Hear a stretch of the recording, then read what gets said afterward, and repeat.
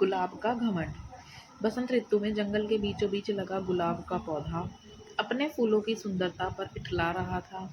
पास ही लगे चीड़ के कुछ पेड़ आपस में बातें कर रहे थे।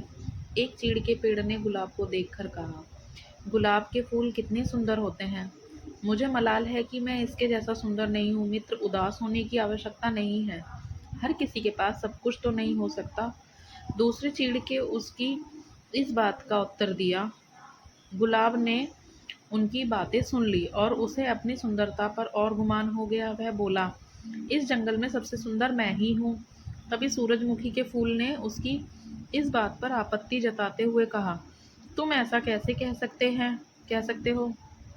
इन जंगल में बहुत सारे सुंदर फूल हैं और तुम बस उनमें से एक हो।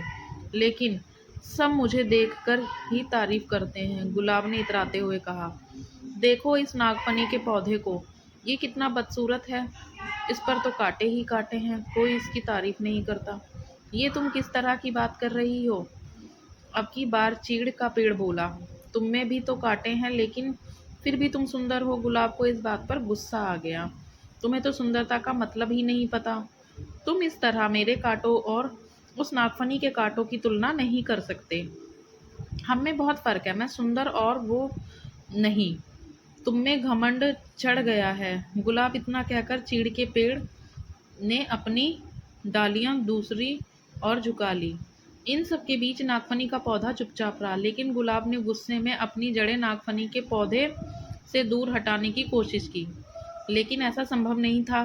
कुछ देर प्रयास करने के बाद गुलाब ने चिढ़कर नागफनी के पौधे से कहा, तुम एक निरर्थक पौधे हो। तुम में ना सुंदरता है, ना ही तुम किसी काम के हो।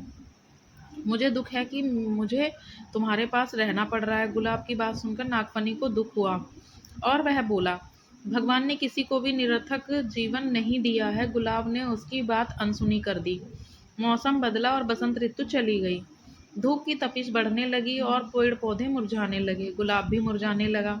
एक दिन गुलाब ने देखा कि एक चिड़िया नागफनी के पौधे पर चोंच गड़ाकर बैठी है। कुछ देर बाद वह चिड़िया वहां से उड़ गई। वह चिड़िया ताजगी से भरी लग रही थी।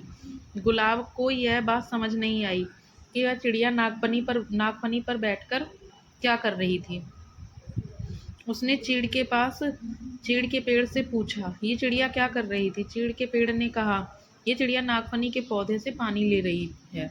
ओह, लेकिन क्या इसके चोंच गड़ाने से नागफनी को दर्द नहीं हुआ होगा।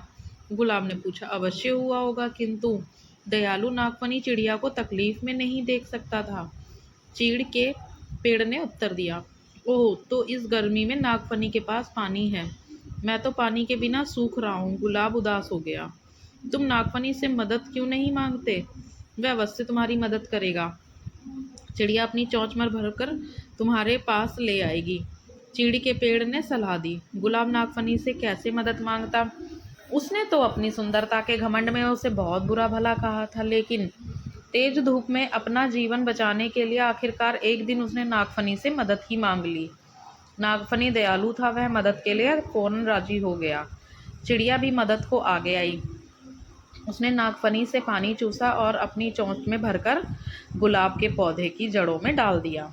गुलाब का पौधा फिर से तरोताजा हो गया। गुलाब को समझ आ गया था कि किसी को देखकर उसके बारे में राय नहीं बनानी चाहिए। उसने नागफनी से माफ़ी मांग ली। तो दोस्तों, हमें इस कहानी से यही शिक्षा मिलती है कि किसी की शक्ल देखकर कोई राय नहीं बनानी चाहिए। इंसान की बाहरी सुंदरता नहीं, बल्कि आंतरिक सुंदरता मायने रखती है। हर किसी को भगवान ने अलग अलग गुणों से नवाजा है, इसलिए अपने गुणों पर अभिमान मत करो। एक दूसरे की सहायता से ही जीवन आगे बढ़ता है। दोस्तों, अगर कहानी पसंद आई तो please like share and subscribe करें और कमेंट करके बताएं आपको कहानी कैसी लगी। Thanks for watching.